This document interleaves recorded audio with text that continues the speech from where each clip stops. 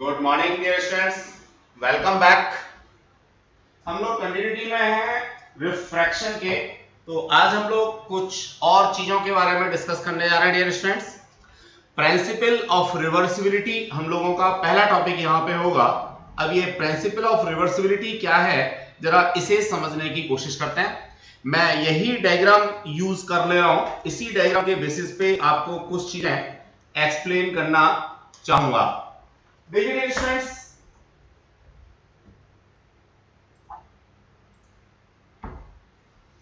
Again मैंने यहां दो मीडियम कंसीडर किए हैं। एक first medium that is rare medium, second medium that is denser medium. ये एक्स वाई मेरे पास कोई इंटरफेस है, बाउंड्री है। ये नॉर्मल टू सरफेस मैंने यहां कंसीडर किया हुआ है। अब मान लीजिए मेरी रे जो है ए से शुरू होती है और ये वाला पाथ ट्रेस करके आगे बढ़ती है। नो डाउट जब भी रे मेरी रेयर मीडियम से डेंसर मीडियम जाएगी तो वो टूवर्ड्स नॉर्मल शिफ्ट हो जाएगी। यानी पहले केस में आई मेरा बड़ा होगा किससे, आर से। ये बेंड कर गई और इसने ये पाथ अपना ट्रेस कर लिया। अब सपोज मैं क्या करता हूं, इस पाथ पे सीधे सीधे एक मिरर स्ट्रिप लगा देता हूं।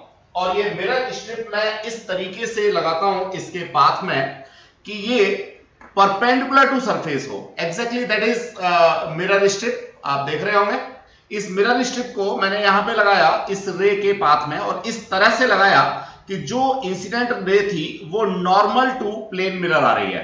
जब नॉर्मल टू प्लेन मिरर आ रही है तो नो डाउट क्या होगा, ये उसी पाथ पे आगे बढ़ जाएगी। यानी मैं अब ये ब्लू वाला कॉन्सेप्ट जो लेके चल रहा हूं, ये अब मेरा इंसिडेंट एंगल होगा।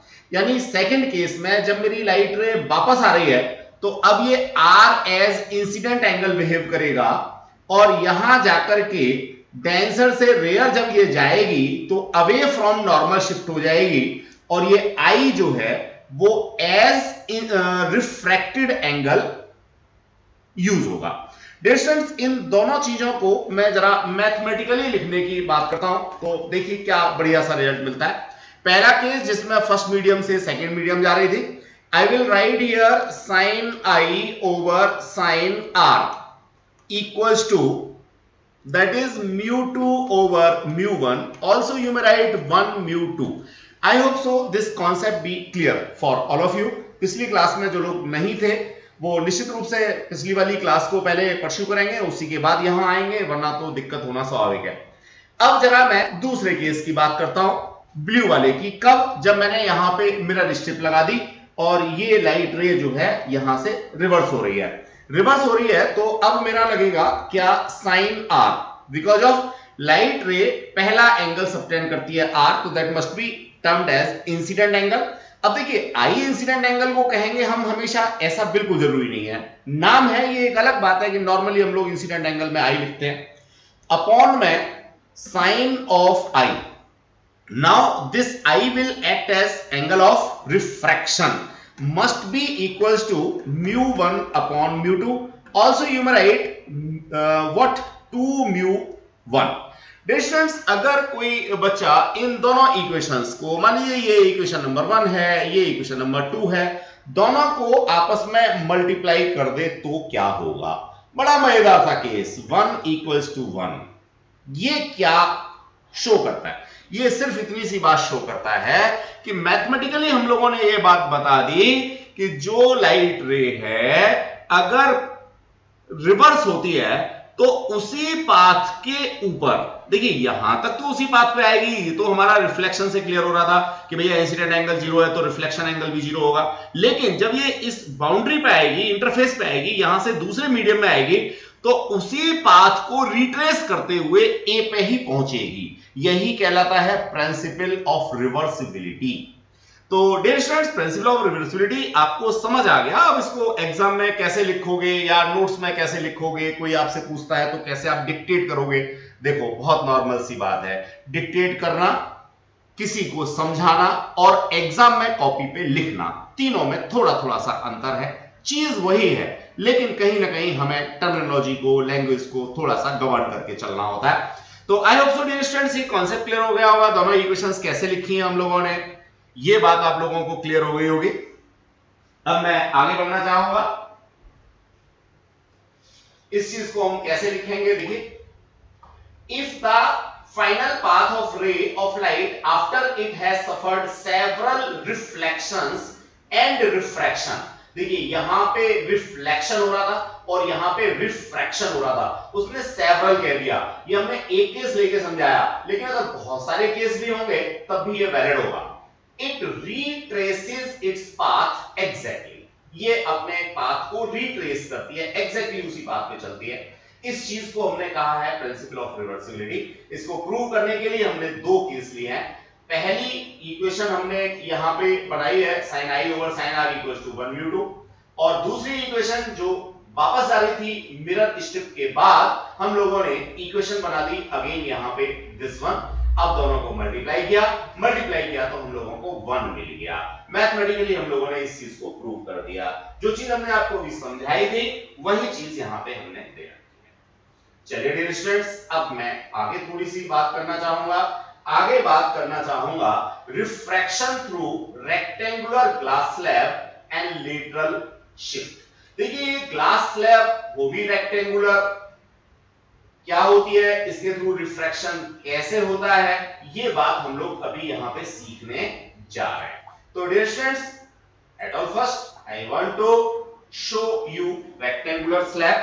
देखिए रेक्टेंगुलर हम लोग समझते हैं, दैट इज रेक्टेंगुलर स्लैब, सब लोग देख सकते हैं इसको बड़े आराम से, और मैं आपके नजदीक ले आता हूं, जूम करके देख लीजिए, इसको लाइट में ले जाता हूं और अच्छे से देख लीजिए। दैट इज रेक्टेंगुलर स्लैब, कांच की है, ट्रांसपेरेंट है, इसके चारों तरफ क्या है, एयर है। ऑब्वियसली कोई भी लाइट रे मैं इसके ऊपर गिराऊंगा तो एक मीडियम से दूसरे मीडियम में जाएगी, इसके अंदर से बाहर भी निकलेगी, यानी दो बार रिफ्रैक्शन यहां पे होगा।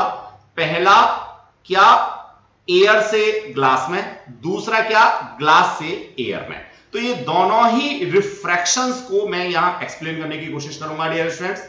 मुझे करना क्या है, सिंपल सा इस ग्लास स्लैब को ऐसे रखना है, लाइक दैट। नो डाउट ये हमने एनलार्ज करके इमेज बनाई हुई है जिससे आपको अच्छे से क्लियर हो जाए। बाकी कॉन्सेप्ट क्या है, ये है glass slab. Getting the concept or not? अब डियर स्टूडेंट्स, यहां जो सबसे खास बात आती है वो आती है थिकनेस ऑफ ग्लास स्लैब। अब नॉर्मल केस में अगर कोई आपके हाथ में एक ग्लास स्लैब पकड़ा दे तो आप इसको कहोगे थिकनेस, जो सबसे कम वाली होती है इसको थिकनेस कहते हो, लेकिन यहां ऐसा नहीं है। आप थिकनेस के कॉन्सेप्ट में बेसिकली उस लेंथ को लोगे जिसके थ्रू लाइट रे मेरी बाहर निकल के आ रही है, जहां एंटर हुई और जहां बाहर निकल के आई। मान लीजिए यहां से एंटर हुई और यहां से बाहर निकली, तो इसकी जो विड्थ है, जो ये आपको फ्रंट में दिख रही है, ये वाली जो विड्थ है, इसको आप लोग थिकनेस कंसीडरेशन में लोगे। Getting the concept or not? अब मानिए स्लैब को आपने ऐसे रख दिया, तो एग्जैक्टली जो नॉर्मल लैंग्वेज में, कन्वेंशनल लैंग्वेज में जो इसकी लेंथ थी, इस लेंथ को आप लोग थिकनेस कहोगे। तो ये मिस्टेक ज्यादातर बच्चे करते हैं, कॉन्सेप्ट क्लियर नहीं होता, बस ऐसे ही रटा करके कहीं से भी लिख लिया, कर लिया, तो उनके लिए होता है। लेकिन आप अगर एक एक चीज को क्लियर करोगे तो आपको रटना नहीं पड़ेगा, और बिल्कुल एंजॉय करोगे, मजे से पतंग उड़ाते उड़ाते। अगर आपसे कोई फिजिक्स का कोई क्वेश्चन पूछ लेगा तो आप पक्का बिल्कुल सही आंसर दोगे। चलिए डियर स्टूडेंट्स, तो ये कांच की स्लैब का कॉन्सेप्ट क्लियर हो गया, ये रेक्टेंगुलर स्लैब आपको समझ में आ गई, रेक्टेंगुलर स्लैब क्या होती है। Now we are moving towards some other things जो हम लोगों को डायग्राम के बेसिस पे यहां पे समझनी है। डियर स्टूडेंट्स समझ लीजिए again, that is first medium again air, that is second medium again glass. बाहर यहां देखता हूं तो अगेन क्या है भैया, एयर है। Got it? अब दो बार रिफ्रैक्शन हो रहा है, पहला रिफ्रैक्शन हो रहा है एयर से ग्लास में, दूसरा हो रहा है ग्लास से एयर में। Getting the concept or not? ये पी क्यू आर एस नाम हमने दे दिए रेक्टेंगुलर स्लैब को। ये नॉर्मल टू सरफेस है या नॉर्मल टू प्लेन है, जहां मेरी इंसिडेंट रे थी वहीं मेरे को बनाना होता है, तो इस जगह पे इंसिडेंट रे आ रही थी। दूसरी तरफ मैं इस पॉइंट पर भी एक नॉर्मल टू सरफेस ट्रीट करूंगा डियर स्टूडेंट्स। क्यों ट्रीट करूंगा? क्योंकि ये वाली जो लाइट रे है वो जब इस इंटरफेस पे आएगी तो एज इंसिडेंट वेव करेगी, यहां बाहर निकलेगी तो रिफ्रैक्टेड रे कहलाएगी। अल्टीमेटली मेरे को एक नॉर्मल टू सरफेस यहां पे भी कंसीडरेशन में लेना होगा। Getting the concept or not? तो dear students, refraction through slab की बात हम लोग करते हैं, लेटरल शिफ्ट बाद में करेंगे, पहले स्लैब के थ्रू करते हैं। तो मैं जो पहला कॉन्सेप्ट है, पॉइंट बी पर जो रिफ्रैक्शन हो रहा है, इसको मैं लिखना चाहूंगा, क्या लिखना चाहूंगा? साइन I1, मैंने यहां पे इंसिडेंट एंगल I1 ले रखा है, अपॉन में क्या साइन R1 मैंने रिफ्रैक्टेड एंगल ले रखा है, that must be equals to refractive index of glass. इसका मतलब absolute refractive index of glass divided by what, absolute reflective index of air. Also one may write here a mu g, यानी refractive index of glass with respect to air. I hope so first case में आपको ये equation समझ आ गई होगी। Dear students, जो C point पर मेरा रिफ्रैक्शन हो रहा है, इस C पॉइंट के रिफ्रैक्शन के लिए मैं दूसरी इक्वेशन बनाता हूं। यहां पे मैं लिखूंगा again sine I2 upon sine R2। Dear students, मेरी रे ग्लास से एयर में आ रही है, ग्लास से एयर में आ रही है, तो मैं यहां पे देखूंगा तो ये होगा जी म्यू ए, और यहां देखूंगा तो दैट इज म्यू कौन से वाला, एयर वाला, डिवाइडेड बाय म्यू कौन से वाला, ग्लास वाला। आई होप सो सेकंड सरफेस के लिए आपको ये क्लियर हो गया। अब डियर स्टूडेंट्स, इन दोनों इक्वेशंस को कर देते हैं मल्टीप्लाई। अगर मैं इन दोनों इक्वेशंस को मल्टीप्लाई करता हूं तो नो डाउट देखिए, इसमें I1 है, इसमें R1 है, इसमें I2 है, R2 है, तो मुझे कुछ मिलने वाला नहीं है। तो कुछ थोड़ी सी बात और कर लेते हैं। क्या कर लेते हैं जरा समझिए, थोड़ा सा कंस्ट्रक्शन करते हैं हम लोग। कंस्ट्रक्शन में इसको आगे बढ़ाते हैं और भैया इसको आगे बढ़ाते हैं। अब देखो जरा, ये हमारा ट्रांसवर्सल लाइन हो गई, ट्रांसवर्सल लाइन हो गई, तो R1 एंगल I2 के बराबर हो गया या नहीं हो गया? क्यों हो गया बताओ? कौन सी क्लास की बात? 9th क्लास की। बताओ। अच्छा, हाँ बिल्कुल ठीक बच्चे, exactly they are alternate angles. भैया ये भी नॉर्मल टू प्लेन है, ये भी नॉर्मल टू प्लेन है, तो दोनों लाइनें पैरेलल हो गई, ये ट्रांसवर्सल हो गई, तो क्या बन गया? ऑल्टरनेट हो गया। जानते हैं, चलिए। तो डियर स्टूडेंट्स, आई में put here simply R1 equals to what? I2। अब R1 इक्वल्स टू I2, यानी जो I2 यहां पे था, इसकी जगह पे मैं क्या लिख लेता हूं? R1 लिख लेता हूं। अब इन दोनों को मल्टीप्लाई कर देता हूं, तो मल्टीप्लाई करने से मेरे को यहां पे क्या मिलेगा बच्चे? मेरे को यहां पे मिलेगा, आप जो है कैलकुलेशन कर लेना, नहीं करोगे तो मैंने करके दे भी रखी है यहां पे। क्या मिलेगा बच्चे? मेरे को मिलेगा यहां पे sine I1 is equals to sine R2, या मैं लिख सकता हूं I1 इक्वल्स टू R2। ये मिल जाएगा अगर मैं इन दोनों इक्वेशंस को आपस में क्या करूंगा? मल्टीप्लाई करूंगा। मैंने आगे मल्टीप्लाई करके दिखा भी रखी है, तो इसमें कोई बहुत रोने की जरूरत नहीं है। रिजल्ट मैंने दिया, that is I1 equals to R2, यानी जो इंसिडेंट एंगल मेरा यहां पे बन रहा था, वही मेरा रिफ्रैक्टेड एंगल बनेगा यहां पे। अब यहां बच्चों नो डाउट ये R2 जो है, इसको मैं दूसरे केस के लिए रिफ्रैक्टिव एंगल कह रहा हूं, बिल्कुल ठीक है, लेकिन एक पर्टिकुलर केस की बात कर रहे हैं, जिस मीडियम से लाइट रे चली थी, शुरुआत की थी, बाहर उसी मीडियम में आ गई, तो इस R2 को एक मैं नया नाम देता हूं, दैट इज इमर्जेंट एंगल। क्या बच्चों? That is emergent angle. तो exactly R2 must be written as emergent angle. ये पर्टिकुलर केस है, जिस मीडियम से गई थी उसी मीडियम में वापस आ गई, बीच में क्या हुआ, उसके साथ कैसे हुआ, वो एक अलग बात हो गई। तो इसको मैं क्या नाम देता हूं? Emergent angle. तो exactly incident angle emergent angle के बराबर है। यह बात मैंने यहां पे समझ ली इस पर्टिकुलर डायग्राम के थ्रू, इन चीजों के थ्रू।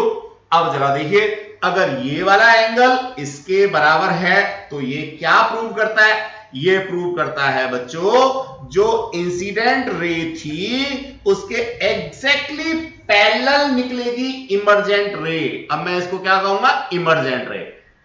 अगर मैं सिर्फ एक केस पढ़ रहा हूं तो दैट इज रिफ्रैक्टेड रे, लेकिन अगर मैं दोनों को एक साथ पढ़ रहा हूं, जिस मीडियम से गई उसी मीडियम में बाहर आ गई, तो मैं इसे कहूंगा इमर्जेंट रे। तो exactly incident ray must be parallel to emergent ray, that is the concept here. I hope so ये बात आपको समझ में आ गई होगी। अब यहीं से मैं लगे हाथ आपको क्या समझाता हूं? लेटरल शिफ्ट भी समझाता हूं। डियर स्टूडेंट्स, लेटरल शिफ्ट क्या है? देखो भैया, अगर ये स्लैब ना होती तो ये डॉटेड पाथ वाला मेरा इंसिडेंट रे का पाथ था।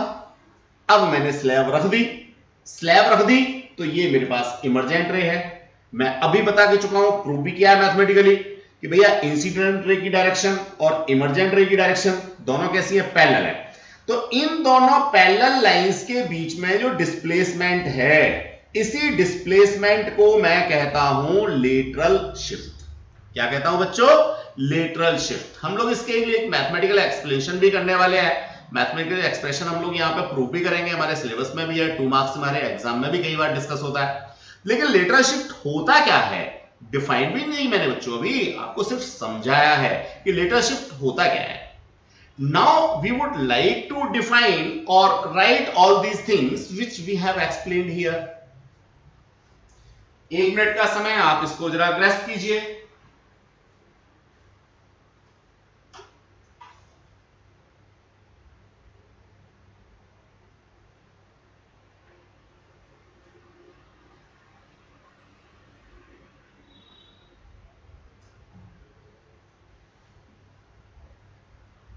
चलिए बच्चों, तो जो भी हमने यहां एक्सप्लेन किया उसे मैं अब आपको समझाना चाहूंगा यहां कैसे लिखना है। हमने पहले पॉइंट बी के लिए पहली इक्वेशन बना दी, पॉइंट सी के लिए दूसरी इक्वेशन बना दी, इन दोनों इक्वेशंस को आपस में मल्टीप्लाई किया। अब इसमें मेरा जो ये एंगल था R1 I2 के बराबर, इस चीज को मैंने यहां पे आपको एक्सप्लेन किया, PQ SR दोनों पैरेलल है इसलिए I2 R1 के बराबर है। अल्टीमेटली मल्टीप्लाई करने पे मेरा आ गया I1 इक्वल्स टू R2। बस इतना बना के छोड़ दिया। मैंने यहां से आगे की बात भी बता दी कि इस R2 को मैं एंगल ऑफ इमर्जेंट भी कहता हूं। कब कहता हूं ये बात भी आपको समझा दी। अब लेटरल शिफ्ट क्या है, डायग्राम के ऊपर तो मैंने समझाया था, इन दोनों पैरेलल लाइंस के बीच में जो डिस्प्लेसमेंट है ये दे रखा, लेटरल डिस्प्लेसमेंट कहते हैं इसको हम लोग। अब इसको लिखेंगे कैसे, ये रहा जी, lateral shift is the perpendicular distance या displacement between the incident and emergent ray. अभी ऊपर तक कहीं भी इमर्जेंट वर्ड हमने यूज नहीं किया था, लेकिन मैं पहले ही समझा चुका हूं कि जिस मीडियम से लाइट रे ने चलना शुरू किया था, वो डिफरेंट रिफ्रैक्शन लेने के बाद अगर उसी मीडियम में बाहर आती है तो उस रे को हम कहते हैं इमर्जेंट रे। या स्टूडेंट्स, इसी इमर्जेंट रे को हम लोगों ने यहां पे यूज किया और मेंशन कर दिया। आई होप सो लेटरल शिफ्ट का कांसेप्ट क्लियर हो गया होगा। नाउ आई वुड प्रूव और I would find an expression for lateral shift displacement. Mathematically lateral displacement कैसे हम निकालेंगे ये जरा देखने की कोशिश करते हैं। देखो बच्चों, अब तक तो सारी की सारी टर्मिनोलॉजी थी, चीजों को समझने की बात थी, तो कॉन्सेप्चुअल क्वेश्चन 1 मार्क्स के आपके बहुत सारे हो गए। अब आपको पता ही है आपके कॉम्पिटिटिव एग्जाम में एज वेल एज सीबीएसई में 1 मार्क्स के बहुत सारे क्वेश्चन आते हैं, तो सारे 1 मार्क के क्वेश्चंस का आंसर तो आप पीछे से दे पाएंगे, लेकिन 2 मार्क्स का क्वेश्चन पहला यहां से बनता है जिसमें हम लेटरल शिफ्ट के लिए क्या निकालते हैं, एक्सप्रेशन निकालते हैं। तो कैसे एक्सप्रेशन निकालेंगे, फिर इस एक्सप्रेशन के बेसिस पे न्यूमेरिकल कैसे करेंगे, तो हमारा 2 मार्क्स का क्वेश्चन यहां से बन जाता है। चलिए मैं अब इस डायग्राम को आपको एक्सप्लेन करूंगा एज यूजुअल, फिर इसके बाद एक्सप्रेशन निकालेंगे। तो एक्सप्रेशन को कैसे लिखना है वो तो मैंने आगे नहीं रखा है, सबको पता है, नोट्स आपके पास पहले भी मिल गए आपको, लेकिन मेरी फिलॉसफी क्या होगी, मुझे करना क्या होगा, ये बात पहले एक्सप्लेन करूंगा। एट ऑल फर्स्ट मैं बात करूंगा डायग्राम की। वही मेरी कांच की स्लैब है, कहीं गई नहीं है, वही है मेरे पास, ये रही साहब कांच की स्लैब, वही डायग्राम है। थिकनेस मैं ऑलरेडी बता चुका हूं कि एक्चुअल में जिस लेंथ को, विड्थ को, हाइट को क्रॉस करके लाइट रे आ रही है, that will be termed as thickness. आप ऐसे रखोगे थिकनेस अलग होगी, ऐसे रखोगे थिकनेस अलग होगी, ऐसे रखोगे तो इसकी जो नॉर्मल आप लैंग्वेज में कहते हो विड्थ, वही है थिकनेस। चलिए अब डियर स्टूडेंट्स, यहां से इंसिडेंट रे गई कहां, एयर से ग्लास में। ये मेरे पास इंसिडेंट एंगल का कॉन्सेप्ट आ गया, ये मेरे पास रिफ्रैक्टेड एंगल का कॉन्सेप्ट आ गया। अब दूसरे इंटरफेस पे गई, यहां क्या हुआ जी, डेंसर से रेयर जा रही है। ये वाला जो एंगल होगा, ये वाला एंगल बच्चों, ये वाला एंगल आर के बराबर होगा, अभी पहले कह चुके हैं, और ये वाला एंगल इमर्जेंट एंगल है जो बराबर होगा आई के। मैं समझता हूं यहां तक तो कोई दिक्कत नहीं है। अब मुझे निकालना है क्या, ये एक्स, जिसे मैं लेटरल डिस्प्लेसमेंट कहता हूं। तो डियर स्टूडेंट्स, लेटरल डिस्प्लेसमेंट निकालने के लिए मैं दो ट्रायंगल यहां पे कंसीडर करूंगा। कौन कौन से होंगे? पहला ट्रायंगल होगा BFC, और बच्चों दूसरा ट्रायंगल मेरा होगा BEC। दोनों ट्रायंगल में खासियत क्या है? देखिए, यहां दोनों ट्रायंगल में खासियत यह है कि जो BC लाइन है वो कॉमन है, ठीक है, और जो CE लाइन है जिसको मैंने यहां पे X मेंशन किया हुआ है, लेटरल शिफ्ट, ये मुझे निकालना है। तो भैया अपने पर्पस के लिए मैं वही ट्रायंगल तो कंसीडर करना चाहूंगा जिसमें एक तो मेरी अननोन पैरामीटर मिल गई, एक मेरे पास कॉमन पैरामीटर मिल गई, तो मेरे लिए आसानी हो जाएगी। चलिए बच्चों, अब कुछ नहीं करना, बड़ा सिंपल सा काम करना है।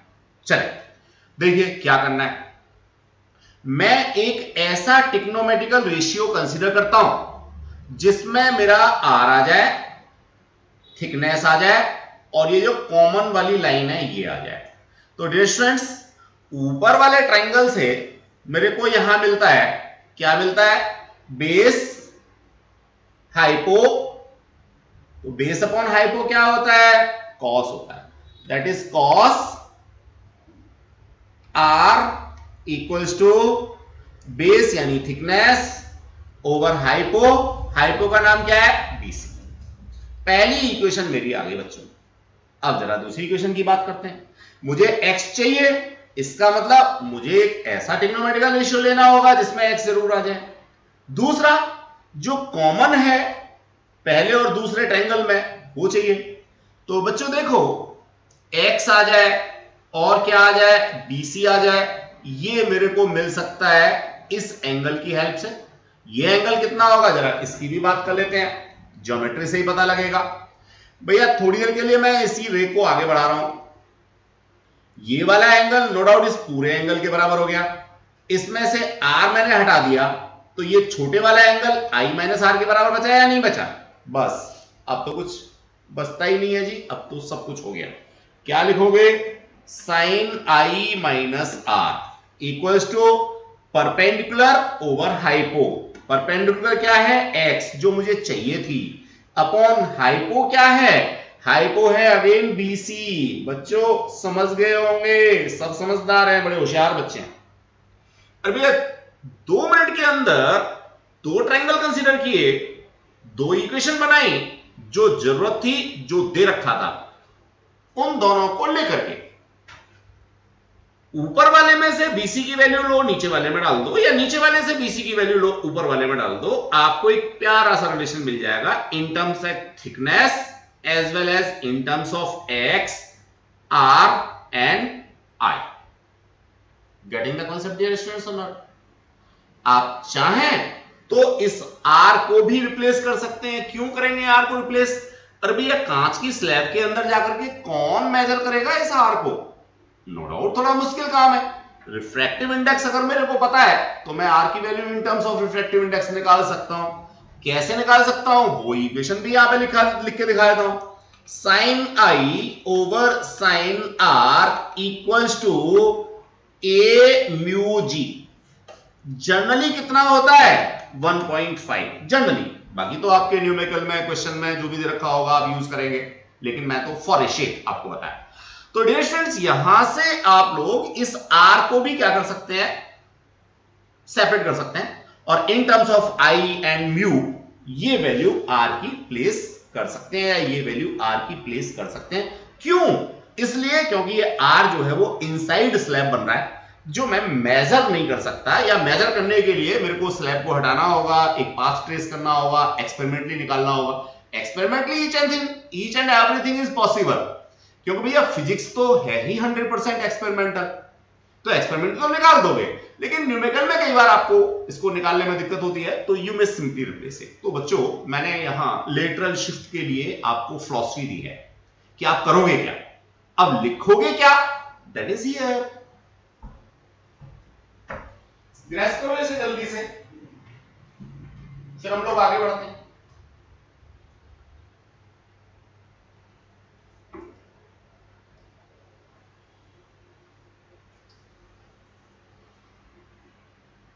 जो भी कुछ मैंने समझाया है बस उसी को लिखा हुआ है। कोशिश तो ये की गई पैरामीटर भी वही लूं, पैरामीटर भी इसमें चेंज नहीं किए, लेकिन इसमें भी एक आध पैरामीटर आपको चेंज मिल जाए तो घबराना नहीं है उसमें।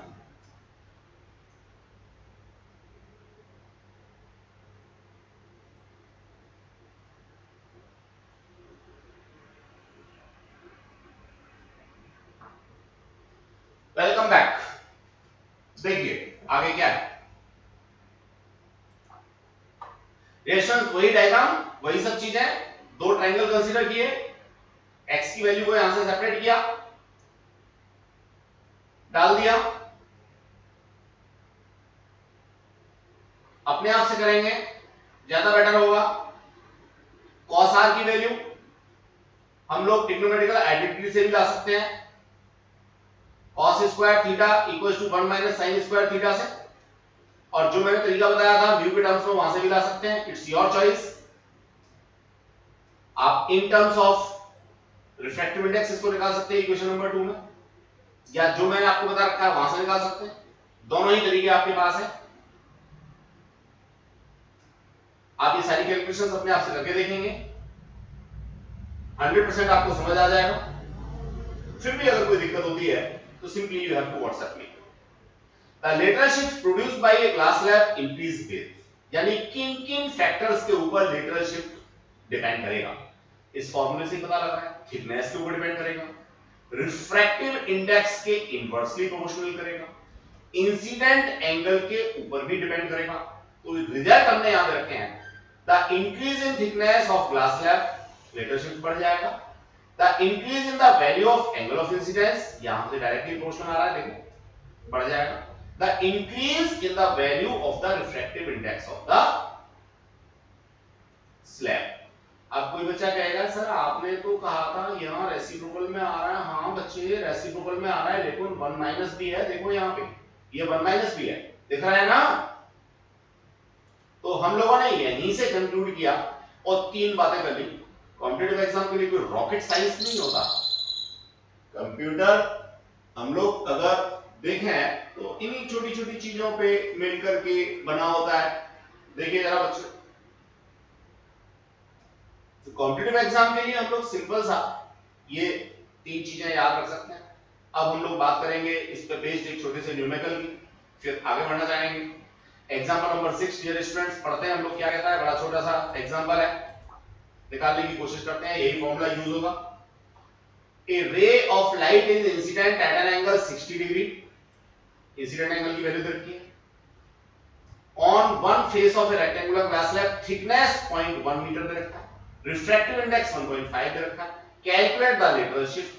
अब मैं नहीं समझता है इसमें कुछ नया आपने करना है, फॉर्मूला आपके पास में है, किसी डेरिवेशन की जरूरत नहीं है, आप डायरेक्टली फॉर्मूले को यूज कर सकते हैं। फॉर्मूला यूज किया, वैल्यू डाली, साइन r इक्वल्स टू 0.5773 आ गया।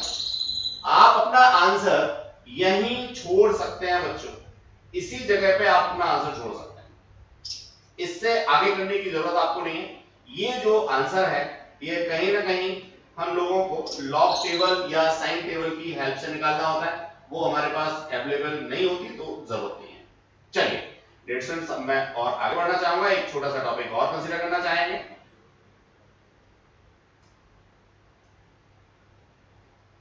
Refraction through a combination of media. अब कॉम्बिनेशन ऑफ मीडिया में क्या है भैया, आपने स्लैब ले ली, एक कांच की ले ली, कांच में भी 2 तरह के हो सकते हैं, फ्लिट हो सकता है, क्राउन हो सकता है। अब यहां जो एग्जांपल ले रखा है और भी मजेदार सा ले रखा है, आपने क्या कर रखा है, देखिए आपने एयर से अपनी रे को इंसिडेंट कराया, एयर से मीडियम 1 से रे को इंसिडेंट कराया, ये वाटर की कोई स्लैब ले ली या आइस की स्लैब ले ली, तो आपका पहला इंटरफेस ये हुआ बी पे, फिर आप वाटर से ग्लास में जा रहे हो, फिर ये इंटरफेस हुआ, फिर आप ग्लास से एयर में जा रहे हो। तो डियर स्टूडेंट्स अगेन ध्यान रहे, जिस मीडियम से रे चली थी उसी मीडियम में बाहर आ रही है, तो exactly this I must be read as emergent angle और this ray E must be read as emergent ray, that is emergent angle, that is emergent ray। Distance लगा देते हैं। क्या करना है, बड़ा सिंपल सा कॉन्सेप्ट। पहले मैंने दिया यहां पे sine I over sine R equals to air mu water. दूसरा दिया जी मैंने यहां पे R1, चलो इसको यहां पे R1 ले रखा है, ये R1 ले रखा है ना यहां पे। दूसरा मैंने लिया यहां पे क्या, sine R1 over sine R2 equals to, ray है मेरी वाटर से कहां पे, ग्लास में। तीसरा केस लिया जी, तीसरा केस क्या लिया, साइन R2 ओवर साइन, चाहो तो सीधे सीधे आई लिख लो या ई लिख लो, चलो जी साइन ई लिख लो, मजा आएगा। That is equal to what, अब आ रहा है आपका ग्लास से म्यू कहां पे, अगेन एयर में। बच्चों तीन इक्वेशन है, 1 2 और 3, तेरा तीनों को आपस में मल्टीप्लाई करोगे। मल्टीप्लाई करते समय हो सकता है आपको थोड़ी अनकंफर्ट फील हो, तो आप क्या करोगे, इसको लिखोगे आप mu W over mu A, इसको लिखोगे आप mu G over mu W, और इसको लिखोगे आप mu A over mu G. अब क्या होगा, जब आप मल्टीप्लाई करोगे तो काफी सारी चीजें आपकी कैंसिल आउट हो जाएंगी, और निश्चित रूप से आपको साइन आई बराबर मिलेगा किसके, साइन ई के, और आप लोग लिख पाओगे आई इक्वल्स टू ई। अगर आपसे प्रूफ करने के लिए पूछा जाता है कि शो करो, प्रूव करो, इंसिडेंट एंगल इमरजेंट एंगल के बराबर होता है, चाहे उसमें कितने भी मीडियम बीच में आ जाए, तो आप इस तरह से तीनों इक्वेशंस को मल्टीप्लाई करके और निकाल के दे सकते हैं। ये सारी हाइपोथेटिकल चीजें नहीं है। मल्टीप्लाई कैसे करेंगे ये आप बड़े आराम से जानते हो, वरना तो आगे मैंने यहां पे मल्टीप्लाई करके आपको दिखा भी रखा है। देखते हैं बच्चों,